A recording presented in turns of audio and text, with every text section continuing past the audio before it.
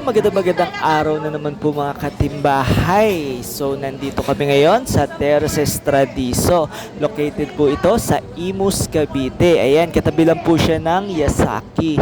Ayan, kung naghahanap ka po ng affordable condo unit na pwede ka na pong makapag-move in kahit hinihintay mo pa po yung approval ng iyong housing loan. Ayan, saktong-sakto po sa iyo si Terraces Tradiso. Dahil dito, pwede ka pong early move in. Ayan. So, sobrang lapit po nito sa Manila and malapit sa lahat ng needs mo tulad ng school, university, hospital, public market, and malls. Ayan. So, ito po ang aming 2-bedroom units.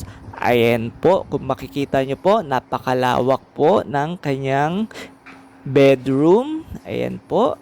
Then, ito po, napakalawak po ng kanyang floor area. Ayan po. So sa mga gustong mag-avail, gustong mag-site viewing, gustong mag-site tripping, at gustong mag-reserve, ayan, saktong-sakto. Available po kami Monday to Sunday. Ayan, mag-message lang po kayo sa akin or tumawag po.